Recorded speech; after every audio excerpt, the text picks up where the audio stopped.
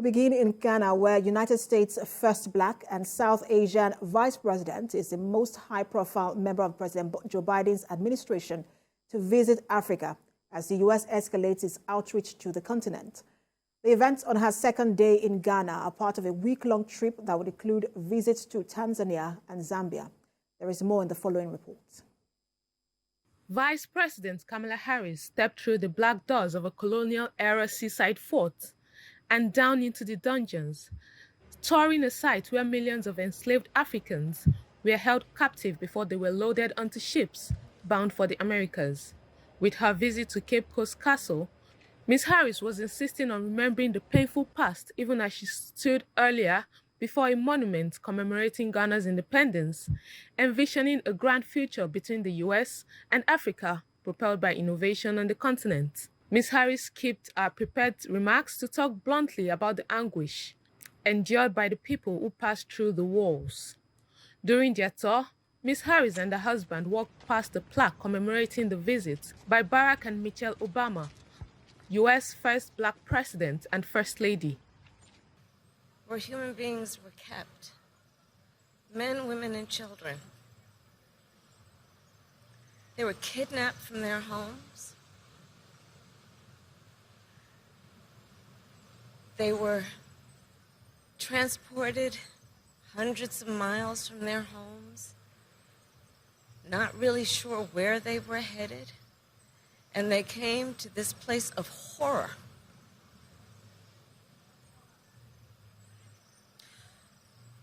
Some to die, many to starve and be tortured, women to be raped, before they were then forcibly taken. The couple walked along the stone ramparts flanked by cannons, pausing to gaze out over the sea as waves crashed on the rocky shore below.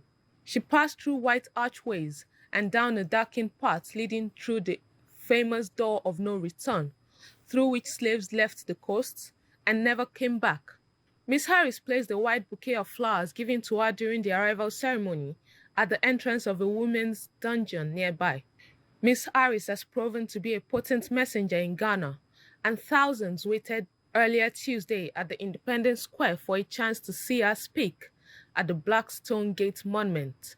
During her remarks at the monument, Ms. Harris pledged a new era of partnership with Africa, envisioning a future that is propelled by African innovation. We are all in.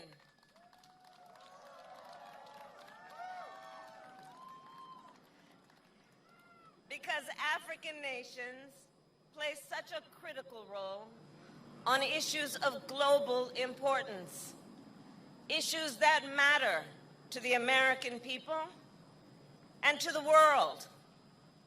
Issues like food security, the climate crisis, public health, and resilient supply chains. We are all in because African leadership is critical to global peace and security, and African nations are essential partners at the United Nations and in support of international rules and norms.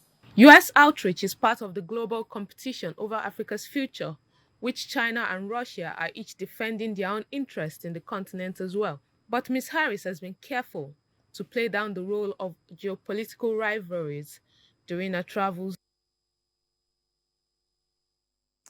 And joining us on a word now to discuss Kamala Harris's visit to Africa is an international affairs analyst, Paul Ejime. Good to have you join us. Thank you for having me. So, as we mentioned in our introduction, that there seemed to be the U.S. seems to be escalating its outreach to the continent. Why do you think we're seeing a lot of visits from U.S. officials to the African continent? So, well, in the world of geopolitics, I think the Vice President Kamala's visit, she will be the fifth top American officials to visit. I think it will be capped with visit by President Biden in the near future. It's because Africa in spite of its problems and difficulties, is a place with some opportunities that the world is looking for.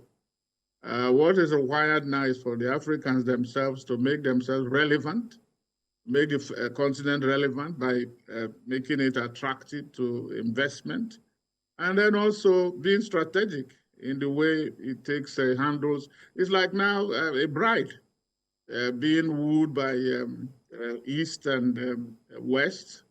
America appears to be catching up with what China and Russia are doing, the inroads they are making. Remember that the Bush, no, not Bush, Trump presidency didn't do very much. In fact, it was a low because of, remember the infamous comment about describing some of the countries in Africa as shithole or something very derogatory. So they are trying now, of course, remember that there are different political parties. Trump is Republican and then Biden is Democrat. Usually there is this balance between them, but it's all the same in terms of the foundation. So what is happening here, like I said, is trying to make sure that America is not outdone in what China and Russia are doing. For everybody to come to the table to tell you, well, we are still here, let's do business. You heard Kamala talking about partnership, not what America can do, but what America will do with Africa. You know, it remains to be seen whether how this happens. But there's a lot. But if you also see the way that America and these other people are dealing with other continents, if you remember, she has only announced support for 5 countries of $100 million. You will say, well, remember what they are giving in terms of fighting war in Ukraine and all that. But that is, as far as it goes, you address the way you address, they say. So Africa perhaps, has to make Mr. itself that's where I'm going next. I'm sorry to interrupt you, because you talked about, I don't want to lose sight of what you talked about, which is the issue around the Chinese influence in Africa, and then Russia's attempt to also make inroads into the continent. Does that mean that Africa is now in a place where it is caught in the middle of a global competition? Yes, it has always been. Remember, when you talk about the non-aligned, the idea of non-aligned movements, that was when the period of the Cold War, where you have the West and then the communist or capitalist and socialist or communist countries, led by then former Soviet Union and America and its Western allies on one side. So Africa was belonged to what you call the non-aligned, where you had Yugoslavia, Tito, and all that. Now it is no longer as the binding line is not there, but it's still there. Even though they will say the Cold War has ended, but you see what is happening, the optics about what is happening now in Ukraine. That is where it's being played out, where NATO and America, Western countries are now, partnering to defeat what is left of the Soviet Union in terms of the Russian Federation. So each of these are looking at it, and then China is there. China is also moving up as an economic power, and America doesn't want to. America still thinks itself as the superpower. But others are saying, listen, no, we are here in terms of population, in terms of not just the military or politics, but we are there as economic power. So it is that economic, because let's face it, they are talking about climate change, they are talking about partnership. It's dry up there, so they are looking for fertile grounds. And Africa, with all its problems, is the destination to go. If only you have the leadership that can drive it and present and that's why, Mr. Ejime, I want to ask you, because you raised a very critical point, that Africa is a place to go if only the leaders can drive it. And many people will say, look, we've seen officials from a lot of countries come to Africa. We haven't necessarily seen the impact of these visits on the continent. What can Africa get out of these visits? Well, the point is, it's not just visit for the sake of it, flight visit. Remember, you also see Africans going, some of them, the leaders going to this one country, one nation thing. A leader calls them together. You have African, American, Japan, Africa, Russian, Africa, France, Africa, and all that.